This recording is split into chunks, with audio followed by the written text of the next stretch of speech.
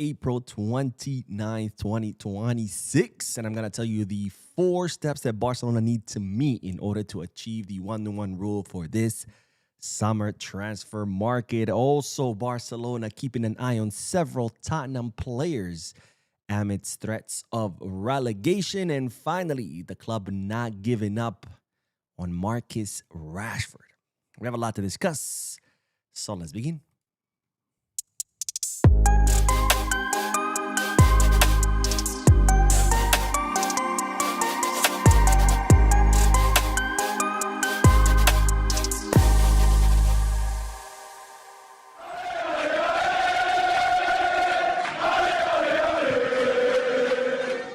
Hello everyone, welcome to the channel. My name is Mo. Welcome to the Barça News live podcast, which is on every Mondays and Wednesdays and Fridays, where not only we discuss Barcelona news, but where of course I get to interact with you lovely people, my Barça News family, by reading your comments live and reacting to them.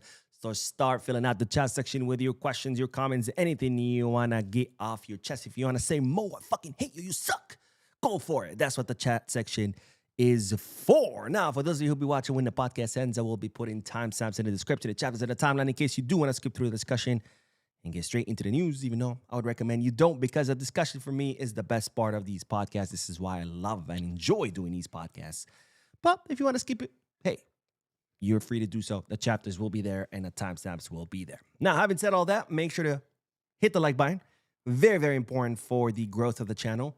Drop a comment if you're watching this when it ends. That way I know what you guys think about everything I share with you. And finally, subscribe. That way you can stay up to date on all the news in regards to the greatest club on earth, Football Club Barcelona. And of course, well, we can't start the news without reminding you that if you want to buy any Barcelona jerseys, merchandise, whatever, anything related to Barcelona or to football or to any sports, you can head to Kickback or Fanatics. Kickback for any football-related merchandise, Fanatics for any other sports. And if you want to play sports bets, even though I'm not big on gambling, I don't recommend gambling. But if you are, hey, it's your money, it's your business. Who am I to tell you what to do with it? So if you do want to place a bet on a football match, on a sporting event, you can head to Bet Us. All links down below the description. You click on them. And of course, you get access to some pretty cool deals and offers. All right, let's begin with the news, because today, ladies and gentlemen, we have breaking news. Breaking news. Today is a historic day because for the longest time, since the beginning of mankind, there has been an affliction that has affected a percentage of the population. A disorder that for the longest time, we didn't know how to cure.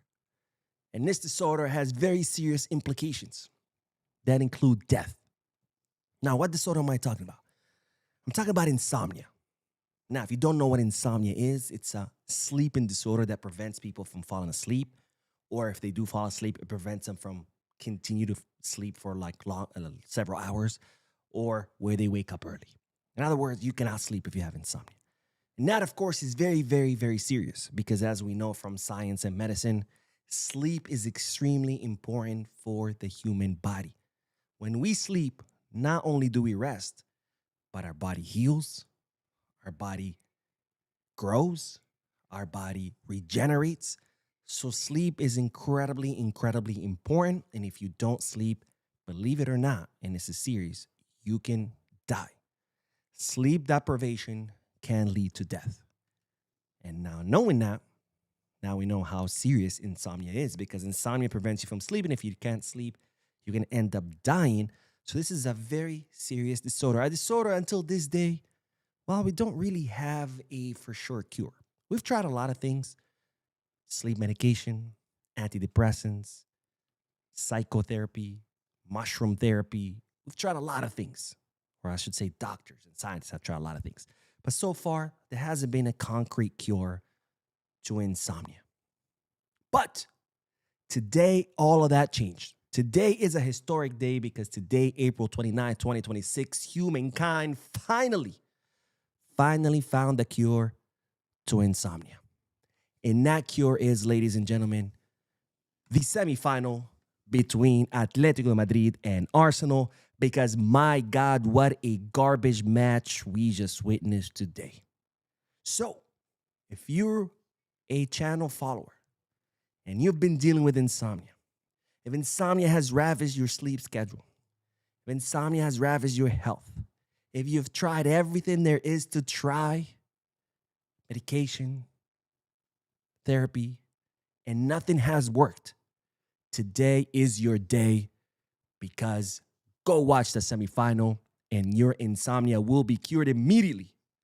Because again, my God, what a garbage semifinal did we watch today. I cannot believe this was a Champions League semifinal. I mean, the level of this match was that of a playoff match, not even a regular match, a playoff match to see who would qualify, not to the Champions, not to the Europa, but to the Conference League. That's how bad this match was. And I cannot believe that we didn't get past Atletico Madrid, because seeing how terrible they were today, I cannot believe that we got robbed in both legs and we weren't able to qualify to the semifinal. Because I'll tell you this, had we finalized the million chances that we had, or had the referee not robbed us in both legs, we would have made it all the way to the final. Guaranteed. Because Atletico Madrid, remember, we faced them 6 times, beat them 4 out of 6. We're way better than them. Arsenal, I'm sorry. I don't know what Arsenal this is. This is not the same Arsenal that beat Atletico Madrid 4-0 at the beginning of the season. This is not the same Arsenal that started the Champions League and the Premier League firing all cylinders. This is an Arsenal that nobody should fear. And I can guarantee you that we could have made it all the way to the final. Now, once in the final, could we have beaten PSG or Bayern? I don't know, because those two teams are freaking scary. But we could have at least made it to the final. And you might say, Mo, why would you want to make it all the way to the final and then, have a big chance of losing? Because here's the thing. If we win, obviously we win. Great, amazing. We won the Champions League, something we haven't done in 10 years. But even if we didn't, we're talking about a lot of money. Because remember, you get a bonus for making it to the semifinal. You get another bonus for making it to the final. Not to mention TV rights from the semifinal and the final matches, ticket sales from the semifinal and final matches, merchandise from the semifinal and final matches. I mean, we could have made at least another 30, 40 million euros had we just made it to the final, regardless whether we had won it or not. So it's an absolute shame that we got robbed. It's an absolute shame that we weren't able to finalize the million chances that we had. Because I tell you, watching today's match, I can guarantee you that we would be in the final. I mean, this match was just awful, awful. Two teams that could not control the ball, two teams that couldn't generate anything, and the very few that they did generate, they couldn't convert into goals. The only 2 goals came from the penalty spots. By the way, the penalty against Gyökeres, I mean, the exact penalty that was committed against Olmo, but nobody even cared to check it. Here, they had to check it from every single angle. Anyways, an absolute disaster. Not only is it a shame that Barcelona got robbed, because, again, we could have made it to the final. It's a shame that PSG and Bayern ended up on the same side of the bracket. Because I tell you, this should have been Arsenal versus Bayern, or Arsenal versus PSG, and then Atletico Madrid versus Bayern, or Atletico Madrid versus PSG. Because I tell you, if it would have ended up that way, I mean, Arsenal and Atletico Madrid would have gotten absolutely demolished, with PSG and Bayern making it to the final, which how it should have been. Can you imagine had the final ended yesterday 5-4? That would have went down as one of the greatest finals in the history of the Champions League. An absolute shame that these two pathetic teams are in the semifinal. And again, total snooze fest. If you want to cure insomnia, do yourself a favor. Watch this match again. If you don't have insomnia, don't even bother with the highlights, because it was an absolute disaster. But anyways, it looks like both semifinals will have to be defined in the second leg. This is 1-1, so obviously there's no, the second leg in London will determine who makes it to the final. It's wide open. Any of the two can make it. And as far as PSG and Bayern, even though PSG did beat Bayern 5-4, they are playing the second leg in the Allianz Arena. It could also go either way. So I'm very excited for next week, because I do want to see the second leg of Bayern versus PSG. As far as the second leg for Atletico Madrid and Arsenal, I'm currently collecting signatures to petition UEFA to just cancel the second leg and call it a day, because what we saw today was horrendous. Nobody should be put through this again. I think for countries who don't follow the Geneva Convention and like to torture their enemies, they should consider playing these in their torture facilities. I'm not advocating torture, by the way, But hey, like Abu Ghraib, for example, the prison that they use in Iraq to torture people, they could have easily used this match to do it. It would have been successful. And yeah, maybe they could be using interrogations to get information out of people. I don't know, but I don't want to be put through this again. So hey, if you want to sign my petition so we can cancel the second leg, let me know down in the link, down in the comment section, and I'll send you a link. But anyways, let's move on to good news because that was horrendous news. I can't believe I watched that shit. But let's move on to the next bit of news because, by the way, I'm obviously kidding about insomnia. It has not been cured. But the next news is great news because guess who joined group training today? Coutinho, Marc Bernal, and Andreas Christensen, 3 injured players who I told you last week that they could join group training this week. And well, lo and behold, that's exactly what happened today.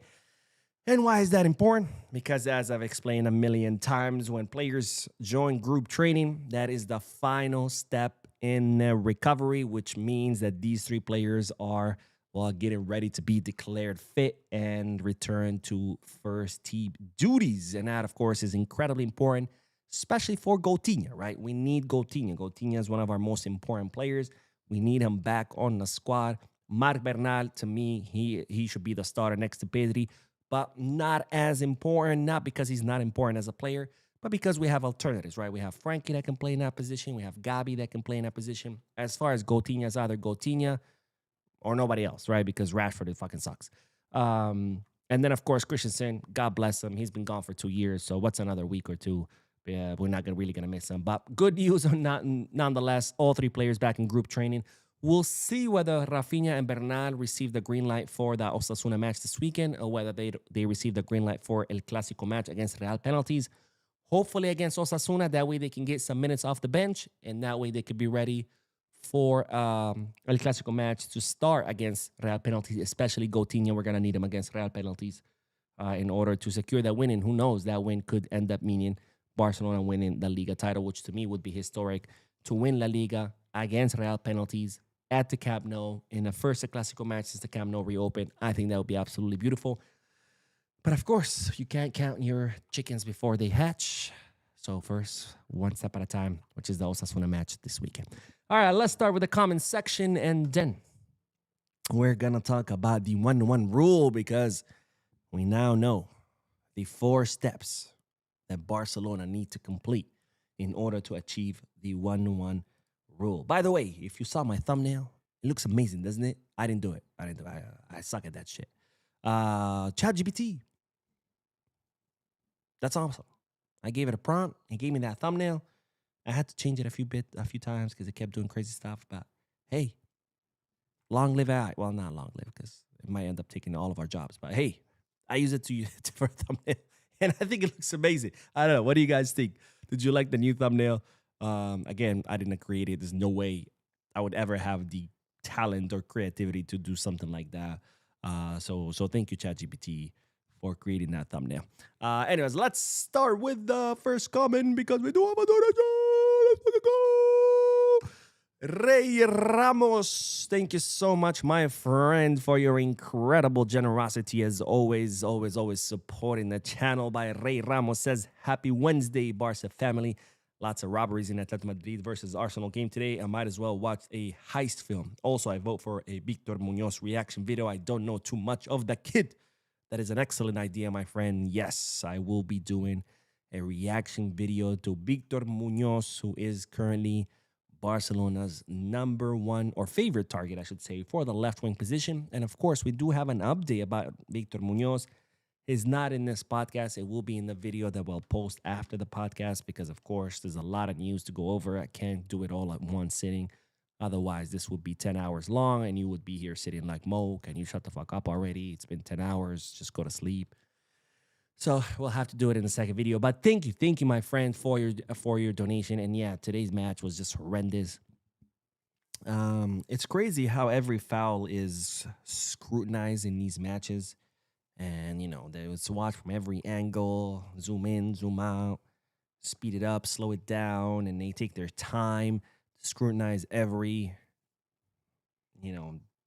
call, serious call. But yet, when these calls are against Barcelona, or they would be in favor of Barcelona, I should say, Hey, nobody even cares to, no one even bothers to check. No one even cares to check. When it's other teams, yeah, let's check every single angle. Let's exhaust every single resource that we have to make sure we make the right call. But because it's Barcelona, who gives a shit, right? It's crazy, man. It's crazy because that foul on Jokic that gave Arsenal their only goal, the first and only goal. Tell me how that's different from Dani Olmo. Because Dani Olmo got literally pushed from the back like that. Same exact play. Not even no penalty. Not even went to the VAR. Like at least check it. But anyways, thank you, my friend, again for your donation. And let's see what Java the Hut says, because Java the Hut comments, I know you said Lamine is the best player in the world, and I agree, but seeing Olise play is making me open to him being the best. If he wins the Champions League and World Cup, would he be the best player? Here's the thing. I want to say this in general. This is not about Lamine or Olise. This is just general reflection, and then I'll talk about the two players. But the general reflection, I feel like a lot of times, and the Ballon d'Or does this a lot, we always have this misconception of, oh, if this player wins the Champions League or if this player wins the Ballon d'Or, that means he's the best in the world. And I don't think that to be true. I think that makes him the best for that year. That doesn't mean he's the best in the world, right? It's kind of like the Champions League. You know, sometimes a team wins the Champions League and people say, oh, that's the best team in Europe. And that sometimes that is true, but a lot of times it's not. You know, winning the Champions League makes them the champions of Europe. It doesn't necessarily mean they're the best team in Europe. For example, Real Penalties' last Champions League, they became champions of Europe. Did that mean that they were the best in Europe? They weren't. In fact, they beat a lot of teams on their way to that trophy that were much better than them. And they beat them with the same, formula. Courtois saving everything there is to save because he is the best goalkeeper in the world. Not because he won the Champions League, but because of his consistent performances time and time again. And, one lucky break, one lucky run by Real Penalties, they score a goal, and then boom, a much better team than them that dominated the whole match, that created more chances, all of a sudden is out, right? So just winning a trophy doesn't necessarily mean you are the best. It could mean that, but it's not always the case. And if it does mean the best, it can mean that you were the best for that year. Doesn't mean you're just the best overall. Like, for example, when Luka Modric won the Ballon d'Or, did that mean he was the best in the world? No. He was the best performing player for that year, but was he better than Messi? No. Was he better than Penaldo? No. He performed better than them that year, but he wasn't better than them. Right. So that's just general reflection. Again, I'm not talking about Olise or Lamine here. That's just in general terms. As far as Olise and Lamine, right now, I would say Olise is better. Not because he's in the semifinal and Lamine Yamal is not, but just given the performances that he's been putting out. Does that mean overall let's put it that way, he's performing better than Lamine? Let's put it that way. Does that mean he is better overall than Lamine? Maybe at the current moment. But let's not forget, Olise is 24, Lamine is 18. When Lamine is 24, I think he's going to be 10 times, well, maybe not 10 times, but he is going to be much better than Olise. Because what Lamine does is very close to what Olise is doing right now with 6 more years of experience. So right now, Olise is performing better in the Champions League. I haven't watched them in the Bundesliga. But does that mean he's better overall? I don't think so. I think Lamine is a lot more skilled. And in 6 years, if Lamine already, the competition between Olise and Lamine is like this right now, despite Olise being 6 years older than Lamine, can you imagine Lamine in 6 years? I mean, he's going to be up here. Because Olise, he might get a little bit better as he enters his prime, 25, 26. But Lamine, man, when Lamine is 24, he's going to be running circles around Olise then and the current version of Olise. But having said that, what a beast, man. What a beast, Michael Olise. What a beast. Harry Kane, man, for being a 9, the way he combines with his teammates, Bayern have one hell of a team. PSG have one hell of a team. I mean, Dembele in his prime, Doué, Kvaratskhelia. I mean, two teams with amazing wingers. And, that highlights the importance of having good wingers, right? What a difference it makes to have good wingers. What a difference it has to have someone like Olise or Kvaratskhelia or Doué or Dembele in his prime and not just living out of an ambulance as opposed to having Rashford. And it's like, and there's people who still saying, oh, we should sign Rashford because, oh, look at his numbers. Really? You're watching these semifinals, right? You're seeing what Olise is doing. You're seeing even Luis Diaz, who not a huge fan, but compared to Rashford, a million times better. But you're seeing what these players are doing. Olise, Luis Diaz, Dembele, Doué, Kvaratskhelia, and your reaction is we should sign Rashford. Like sometimes I don't understand people's reasoning. It's to me is nuts. Like how? How did you arrive at that conclusion? How? Anyways, Blaurana X says, man, I can't wait for next season. Mo, do you remember that golazo Ronaldinho scored in his first game and gave Barcelona a revolutionary hope for the future? Well, I'm getting those vibes for next season. I'm trying to remember trying to think if I remember that first goal that Ronaldinho gave Barcelona. I was very young when Ronaldinho saw Barcelona. I think I was 13 or 12. I just started taking real interest in football. The 2002 World Cup, South Korea, Japan. That was the first World Cup, first tournament ever that I watched every single match. Where like I really really watched. Like when I was younger, I was a little kid. I used to like to play, but I didn't follow any teams. I didn't watch any tournaments. I wasn't really aware of what was going on. 2002 World Cup is the first World Cup, first tournament that I ever actually pay attention to, watch every match, and that's when I fell in love with the 2002 Brazil. To me, one of the greatest teams in the history. And then Ronaldinho was my favorite, and then Barcelona signed Ronaldinho, and that's when I became a Barca fan. But I don't think I remember his first goal. I'm gonna have to revisit it. But I like that. I like that you feel. I feel again. We have a very strong core. We have an incredible core, but it needs some reinforcements. And if we can get good reinforcements in the summer,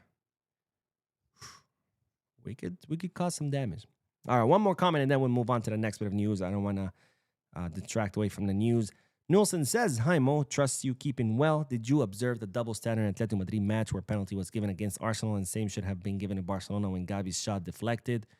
Yeah, man. I mean, the way we got robbed in both legs of Atletico Madrid is insane. And I really think it's the Negreira case. There's been so much drama around the Negreira case, even though there's literally evidence of no wrongdoing. But I think there's been such backlash in the media, and there's been so much hyping up the case, even though it's been more than 3 years. And again, not a shred of evidence, that I feel like the refs have felt attacked. So either consciously or subconsciously, I think they're trying to kind of exact revenge on Barca. Like, hey, you're making us look bad, making us look like we're all corrupt, that we can be bought and sold for a few euros. And so we're going to make you pay. Whether they're doing that on purpose, consciously or subconsciously, they're doing it and they don't realize it. Or maybe subconsciously or consciously, they're not wanting to rule in favor of Barcelona because they're afraid that if they do, they're going to be crucified and be said, oh, see, look, Negreira. Whichever the reason is, I really think this is the outcome of that. And I think that's what Real Madrid have wanted for the longest time, right? And this is why they keep stretching and stretching. The Negreira case has been adjourned 7 times now because of Real Madrid. They keep, no, we want more time, because they know there's nothing there. But the longer they stretch the case, the more publicity, the more press, the more what we're living through right now. But anyways, let's get back to the news. I don't want to get too derailed, but let's talk about Tottenham Hotspur, because Well, it's Tottenham hot mess right now because they are in the relegation zone of the Premier League, currently sitting in the 18th spot. And remember, the bottom three teams will get relegated to second division. Now, Tottenham Hotspur currently have, if I'm not mistaken, I think I wrote this down somewhere, 34 points. That's crazy. I have more than 34 points, and I'm not a club or a player or a professional. Um, and they've had 16 losses this season and only 8 wins. They have double the amount of losses than they do wins. Crazy, crazy. Now, given that Tottenham are in the relegation zone, if they get relegated, well, expect a fire sale because there's a lot of players who are going to want to leave. Rightfully so. If you're a top world class player, if you're a top talent, why the hell would you want to play in second division? You wouldn't, right? So Barcelona are currently monitoring not one, not two, not three, but four Tottenham Hotspur players to see what happens with their club. And if Tottenham hot mess gets relegated, well, Barcelona are gonna pounce because again, there's going to be a fire sale, right? Players are gonna be leaving by the dozens, and their prices, well, their prices are gonna be much, much cheaper than they usually are. Now, who are the four players at Tottenham hot mess that Barcelona are currently tracking? Well, let's start with the first one, who is that's Laporta. Oh, wait. I thought we were going to talk about the one-to-one rule. Okay, I guess I skipped that news. That's okay. We'll go back to it. So, but let's continue talking about Tottenham Hotspur because the first player is not Laporta. Barcelona are not looking to sign Laporta. He's already won re-election. But the first player is Cristian Romero, or El Cuti Romero, the Argentine center back, the 28-year-old World Cup winner, whose contract with Tottenham Hotspur expires in 2029. But here's the big but. When he renewed with Tottenham Hotspur, he made sure to include a clause that would allow him to leave if Tottenham Hot Mess ever get relegated. Now, El Cuti Romero's value right now is 60 million euros. If Barcelona wanted to sign him, they would have to pay 60 million euros, something that Barcelona would not want to pay under the normal circumstances. That's something that Barcelona would want to pay for their number one option, like Bastoni, not for one of the backup options like El Cuti Romero. However, if Tottenham Hot Mess get relegated, Cuti Romero's clause would allow him to leave between 15 and 20 million euros. And that, of course, changes things. Because if you're not willing to pay 60 million for a plan B, 20 million or 50 million, now you might be open to it. Especially since El Cuti Romero, again, World Cup winner, and someone that was recommended by Messi to Bartomeu back when Messi was at the club. Another player that Barcelona are currently tracking in case Tottenham Hot Mess get relegated is, of course, Mickey van de Ven, someone that Barcelona were already tracking. They were considering him for the center back position before Inter Milan became open to sell Bastoni, right? Bastoni has always been the number one option, but for the longest time, we thought that was impossible because Inter were like, he's not for sale. And that's when Barcelona were looking at Van de Ven. All of a sudden, Bastoni becomes for sale. While Barcelona are pursuing Bastoni. But of course, if that doesn't happen, Bastoni falls through or Tottenham get relegated, well, here comes the 23-year-old center back who has a lot of potential. Now, the third player that Barcelona currently tracking in case Tottenham Hot Mess get relegated is Lucas Bergvall. You guys remember Lucas Bergvall, 20 years old, Swedish midfielder.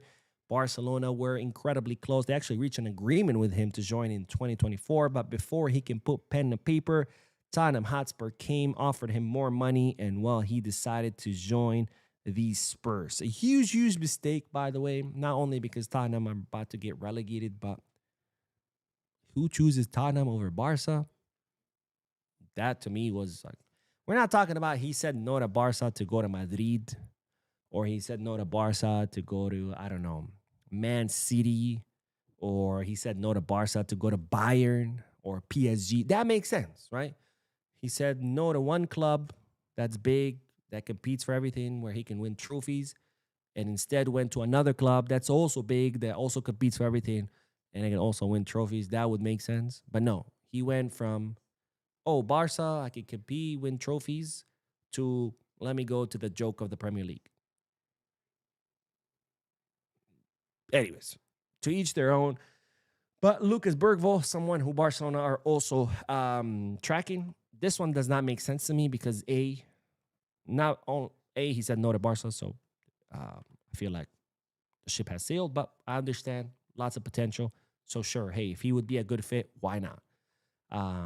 But here's the thing: we have a million midfielders, so why would we need another one? Not to mention, if we're gonna bring Lucas Bergvall as a midfielder, only to take away minutes from an academy player like Tony Marquez or whomever, well, I'd much rather just keep our academy players than bring someone who's going to take minutes away from them because, of course, he's going to cost you money and he's going to have a higher salary than an academy player who's going to cost you zero.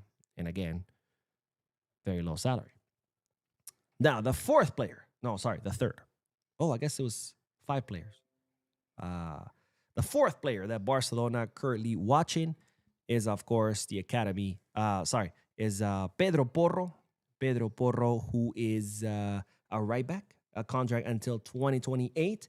Currently has a market value of 40 million euros. But if Tottenham Hotspur get relegated, well, guess what?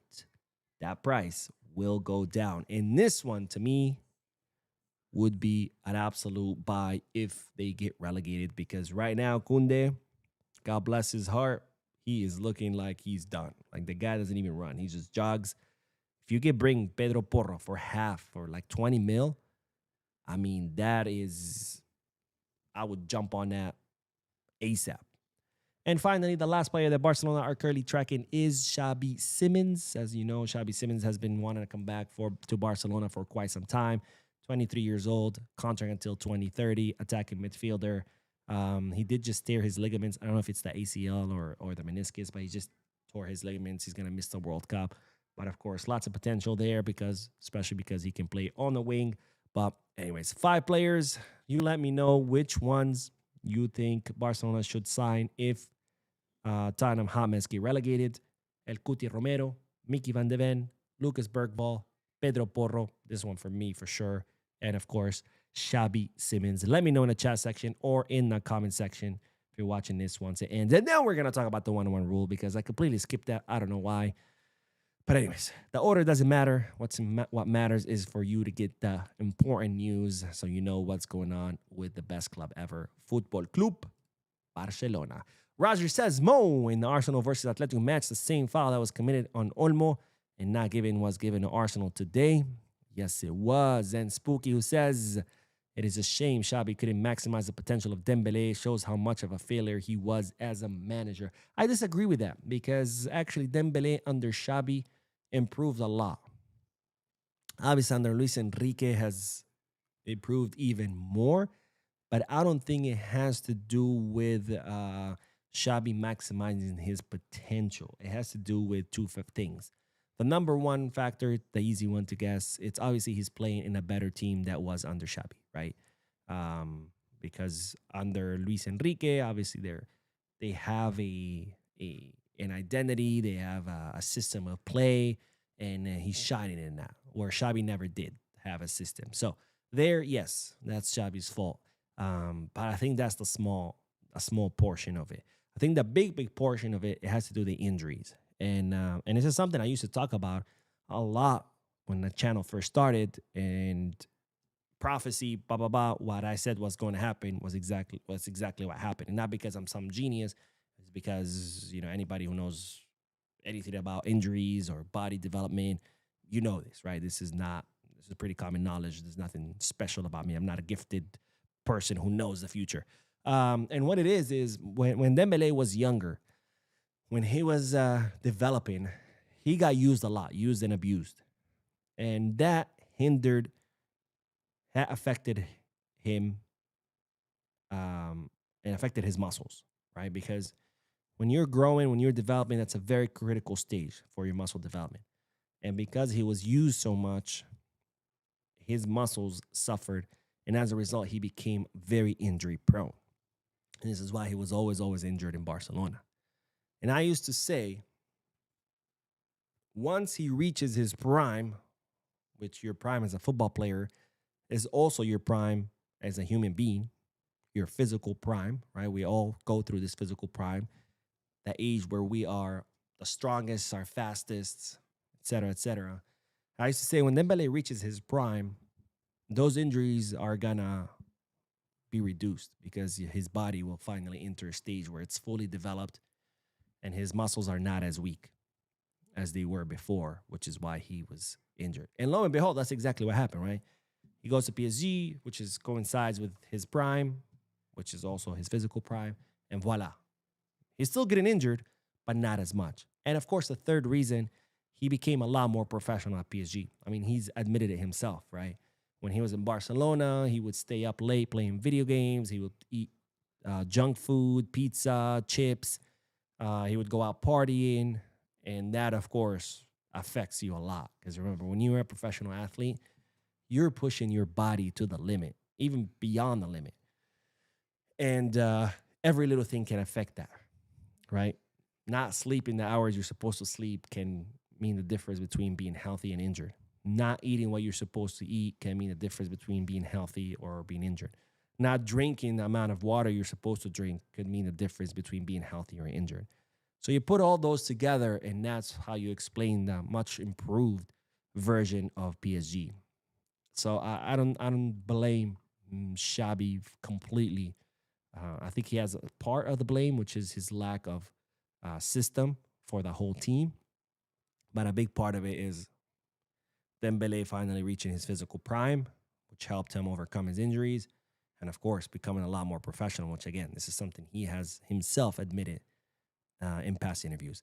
Barca God Culture says, Mo, how the hell did Arsenal get that penalty when it was the same as Olmo? I'm so mad, man. Watched the penalty yesterday and the one today. I was wondering the same thing, my friend. And David says, Mo, as we acknowledge that the defense isn't the problem, it's the lack of attacking firepower. Do you think we should take the Bastoni money and get a world-class forward and a winger or no? I mean, the plan right now is to get all three, right? But if I have to choose, and I hope we don't. I really hope we can sign all three because we could still use someone like Bastoni because he has the experience that our current center backs lack, right? Pau Cubarsí, I think he could easily become one of the best, if not the best center back in Europe, but he's only 19. He's not there yet. He has the skill and the potential. He doesn't have the experience. And as a center back, experience weighs a lot more than other positions.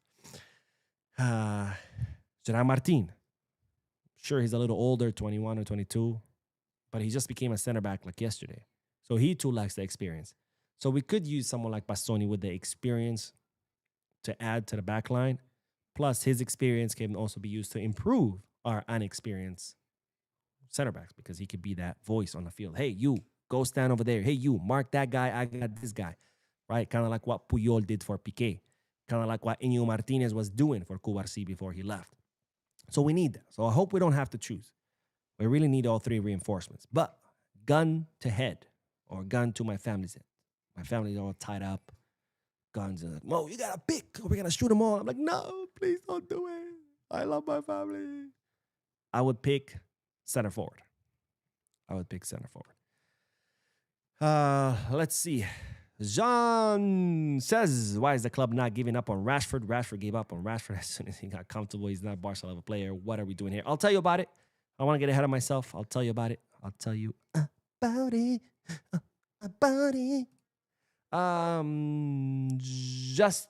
Gestation. Oh, like when a virus gestates. I asked chat to make a logo for shirts. After a few minutes, it gave a good logo in PNG final to print. That's awesome, man. It made me my thumbnail. So, hey, I'll take it. And Naim, or is it Nimi? I'm going to go with Naim. No. Anyways, I'm graduating from college next month, the 17th of May, and I always follow up. That's amazing, my friend.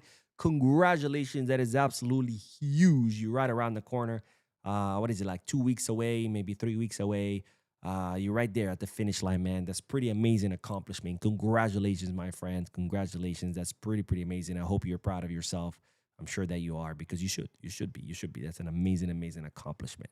So congrats, my friend. And P4K Chema says, let's be real. I think Spurs get relegated. If they do that, should change plans a little for us so we can take advantage and bring the left back we need to compete with Balde. Souza, another. I think for now we can keep Cancelo, have him compete with Balde. But on the right back, man, I would definitely bring Pedro Porro. Barca Reloaded says your metaphors are slept on when making a point. You're not. You're able to simplify and paint the picture better. You're the best. Oh, thank you, my friend. I appreciate that. And the Jeff says anyone who says we should sign Rashford doesn't love this club. Man, I don't know if they don't love their club. It's either you're not seeing what we're all seeing, or your reasoning is there's a disconnect between your reasoning and your somewhere in the chain in your reasoning. I don't know, but it definitely doesn't make sense. It's like, how can you watch these world-class wingers make all the difference? You know, the Dembele, Doué, Kvaratskhelia, Olise, shit, even Luis Diaz, and then you watch Rashford and you think, oh yeah, that's what we need, Rashford. It's like, how? I don't get it.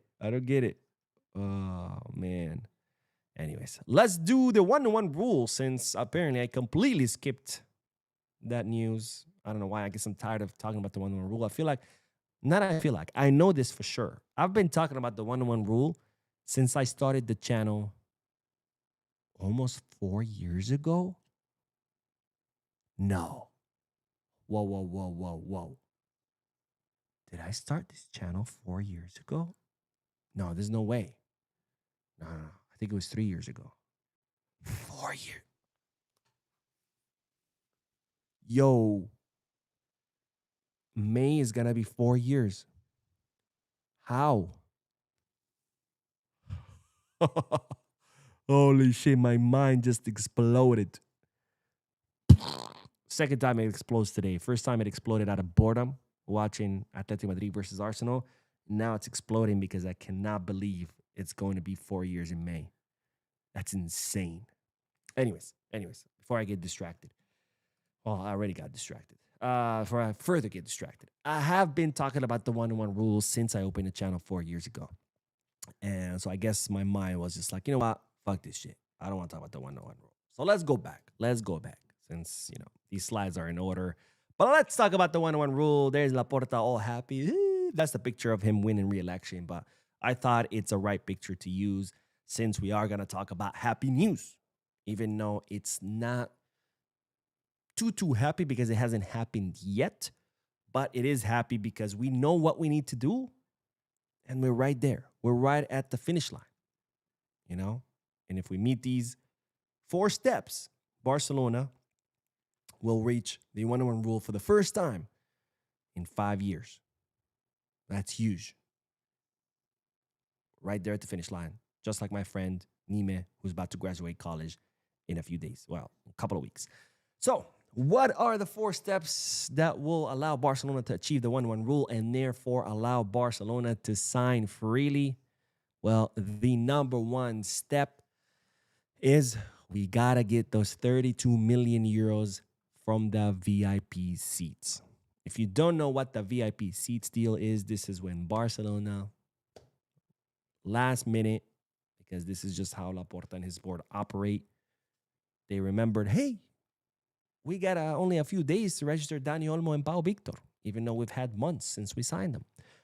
Boom, he takes an emergency trip to the Middle East and he sells rights to VIP seats in exchange for 100 million euros in order to register Dani Olmo and Pau Victor, which still didn't work because, of course, he did it too late because this is just how this guy operates. Now, there were 2 investors who signed up for this deal.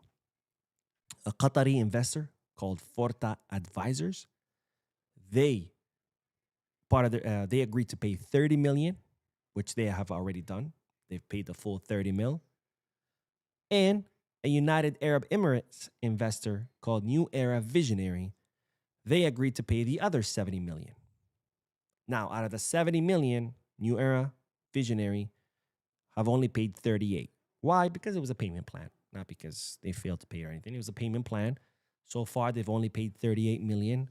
So they still owe us 32 million per the payment plan. So Barcelona have received 30 completely from Forte Advisors, 38 from New Era Visionary, and they still need to receive the 32 million from New Era Visionary, and they need to do that before June 30th. Why June 30th? Because June 30th is when the fiscal year ends.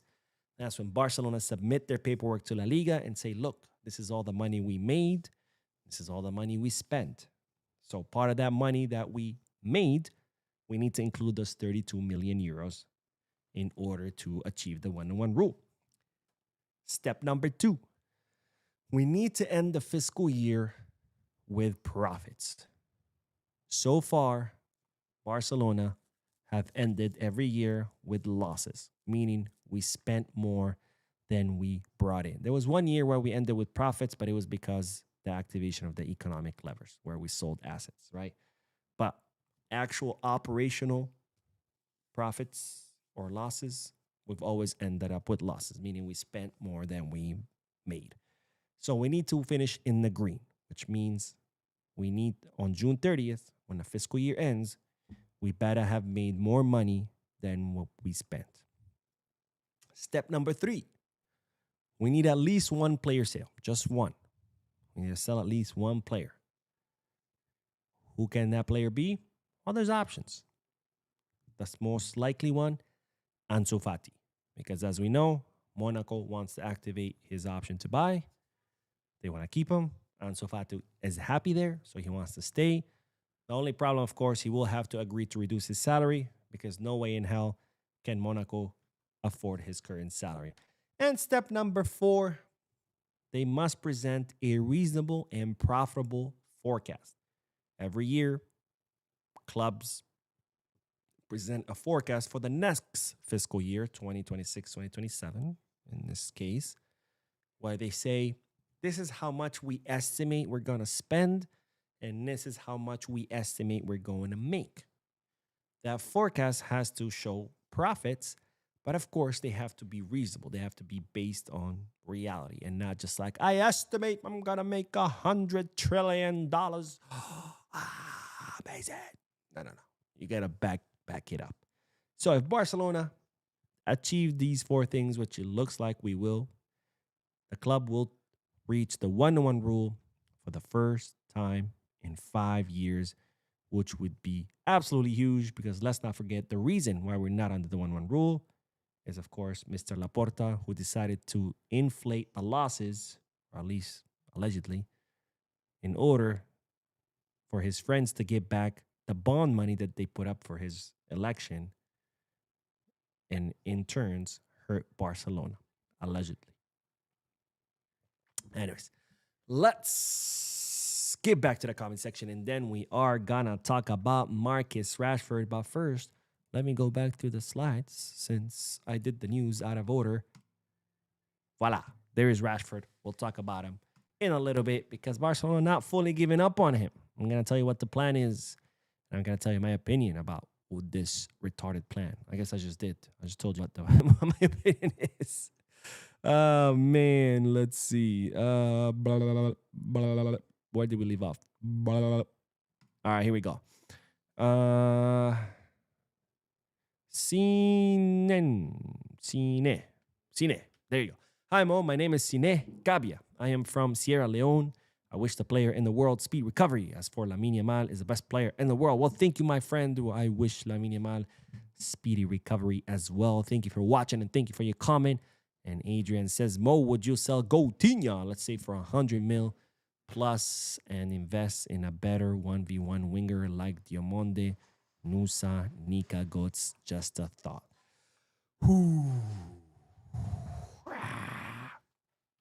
Not this summer. Not this summer. Why do I say that? Right now, we need to bring someone young with potential who still needs to get some experience and it wouldn't cost as much because they're young and with potential.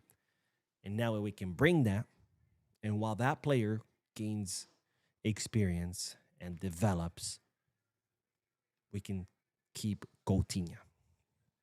And then eventually, when Coutinho is older, if we can make some money, fuck it, why not? But by then, this younger winger should be able to take the place of Coutinho. Right now, if we bring Mika Götze or Nusa or even Diomande, which is impossible because of his price, I don't think these players, especially Mika and Nusa, would be ready to be the starters. Even Yon Diomande, even though he's absolutely killing it, I don't feel like he would have the experience to be the definitive starter for Barca. He might be doing it is he at Leipzig or Leverkusen? Leipzig. But to start at Barca, that's another story. So even any of these names would still need at least one more season as Coutinho's substitutes before they can become starters. And I'm saying at least. It could end up being 2 seasons, right? So no, I wouldn't. Because we need Coutinho, who does have what it takes to be the starter. Because remember, being a starter for Barca is not just being the starter against Getafe and Valencia and Athletic Club. It is being the starter against Bayern Munich in the Champions League, against PSG in the Champions League, right? That's a big difference, right? Being that guy and being a starter against those teams, it doesn't mean just, oh, I'm just starting and playing. No, it means that you're going to make a difference, right? Because after all, you're the starting winger for one of the biggest clubs in the world. And when that moment comes where you have to face a Bayern Munich, a PSG, a, I don't know, Man City in the freaking quarterfinals or the semifinals of the Champions League, you have to be able to step up to the plate and hit a home run and not let the nerves get to you. Because no matter how talented you are, if you still don't have those nerves, that experience to be able to handle those big moments, it's not going to matter, right? We would just be signing a player for La Liga and not the champions. So no, I wouldn't. Let's see. Lorenzo says we need Van de Ven. He is young, good on the ball, and can bring some speed to our defense. Would rather him instead of Bastoni. I wouldn't. I think my problem with Van de Ven, yes, he does. He is quick. He's physical. He's good building from the back. But in open field, sometimes he gets lost. It's like someone swimming in a big ocean, as opposed to Bastoni, who has that more fine-tuned. Now, don't get me wrong. Oh, why did my camera just go out of focus? Van de Ven does have the potential to eventually fix that and become a better center back. He is only 23, but Bastoni's already there. Bastoni's in his prime, right? We don't. I would rather someone who's already in his prime, since we don't have any right now. I think Pau Cubarsí is amazing. I think Gerard Martinez has been doing an amazing job, but they're still developing. So I would rather bring someone who's already developed to help them develop and to give our line more experience, as opposed to bringing someone who's also developing, like Mickey Van de Ven.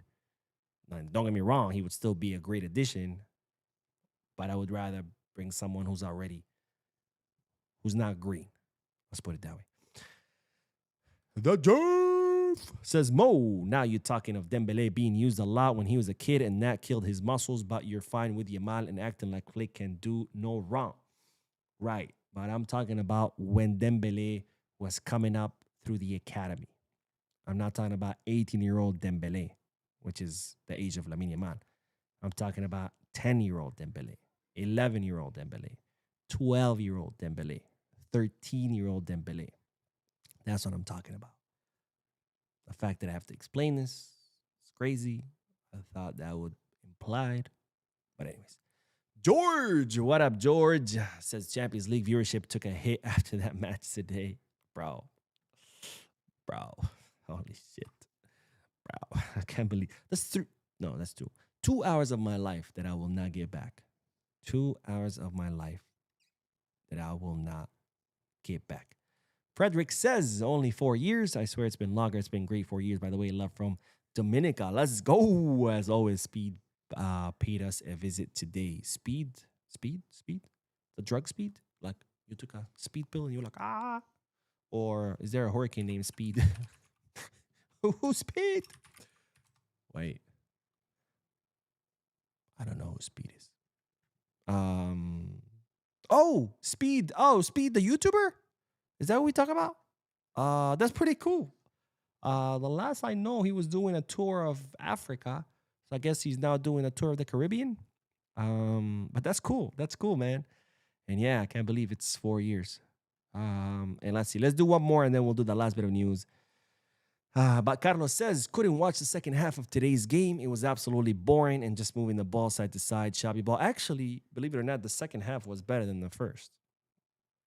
But the first was horrendous. And the second was a little better, but it's still horrendous. But anyways, let's do the last bit of views before I cry over the fact that I wasted 2 hours of my life watching that. But let's talk about Marcus Rashford. Rashford, because, ladies and gentlemen, Barcelona not fully giving up on Rashford. Now, the news that Barcelona don't want to sign Rashford on a permanent transfer, something I told you in past videos, remains the case. Barcelona not looking to sign Rashford on a permanent transfer. In other words, they're not looking to activate the option to buy in his contract to sign him on a permanent transfer. Why? Well, 2 reasons. Number 1, he hasn't fully convinced the club. And number 2, his salary.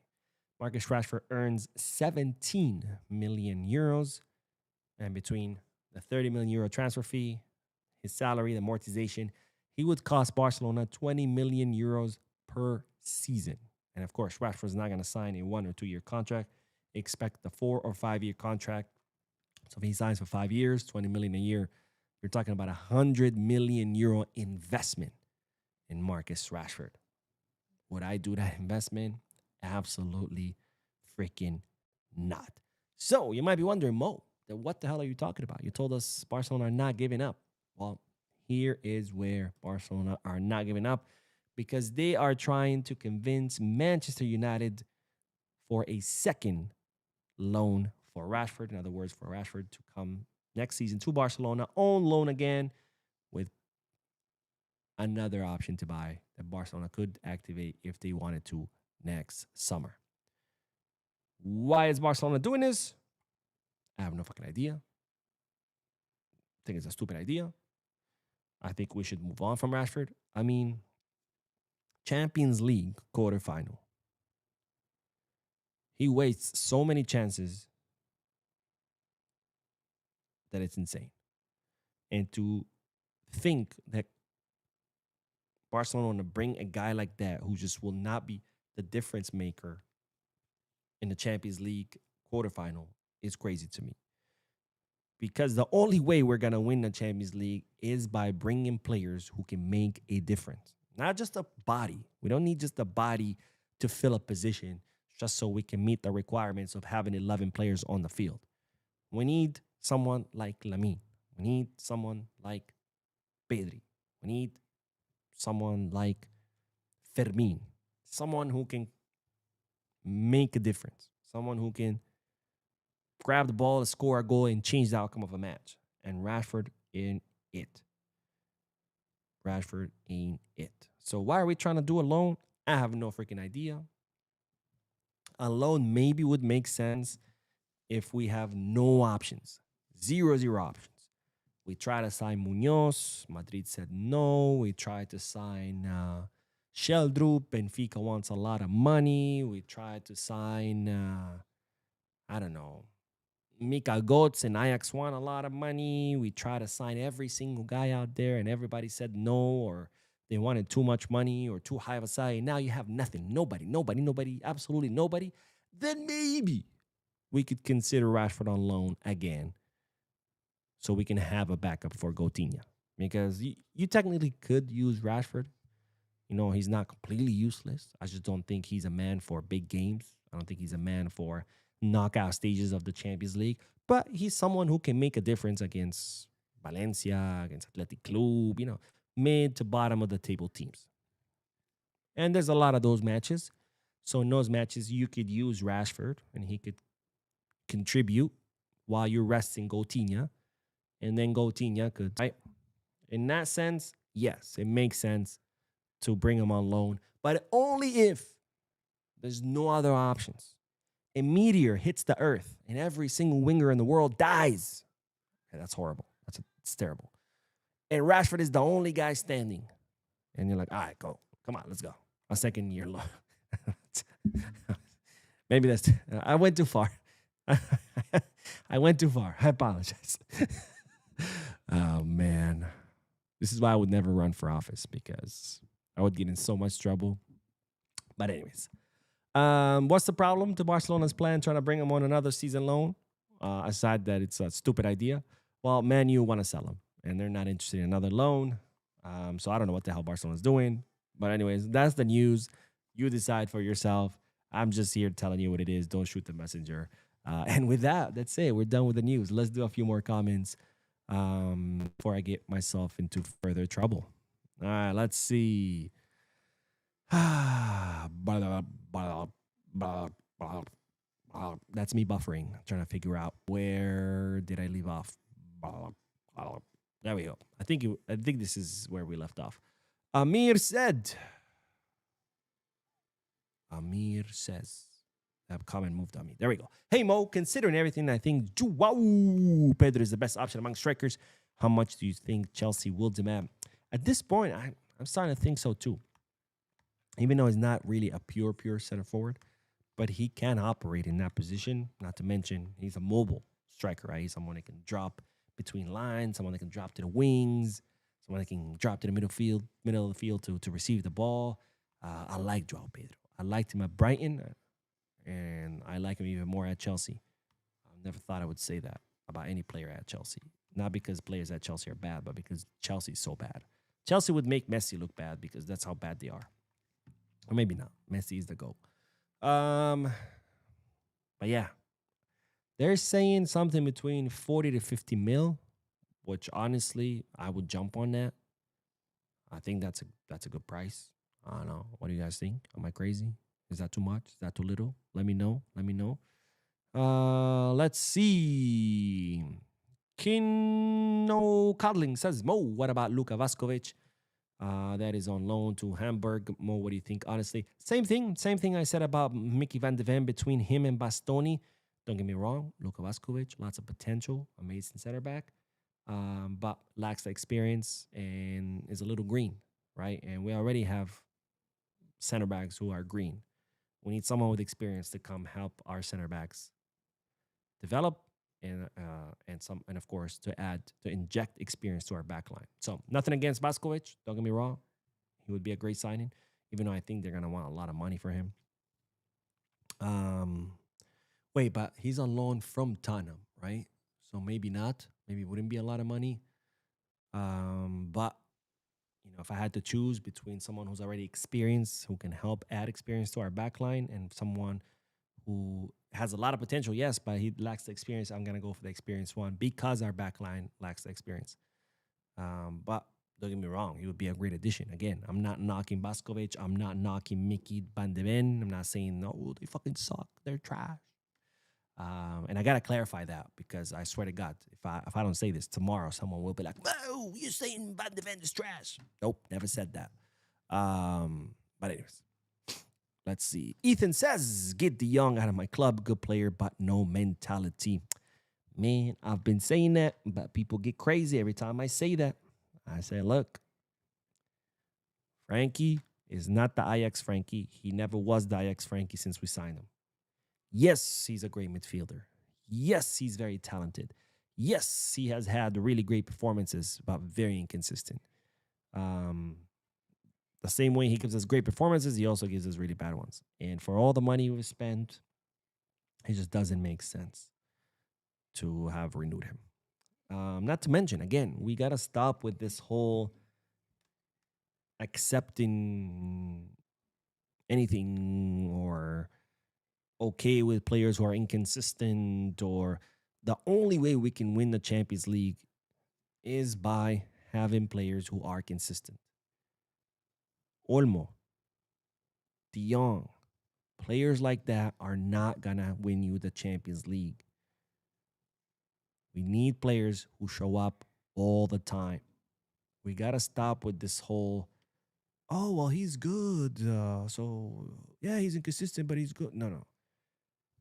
If we want to win the Champions League, we need consistent players who are also good, or good players who are also consistent. It can't be just good players, and that's okay if they're inconsistent because they're good. They impressed me that one match. We can't. If we keep doing that, if we keep signing Rashfords and Olmos and Frankies and Ferrans, we're always gonna be a La Liga team. We're never gonna be a Champions League team. But maybe I'm crazy. I don't know. You guys tell me.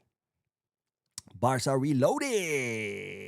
It was loaded and then it became reloaded because he loaded it again. He said, I think the club would adjust Nusa the same way they're doing with Rooney. They're both incredibly talented, but Barca is a whole other level.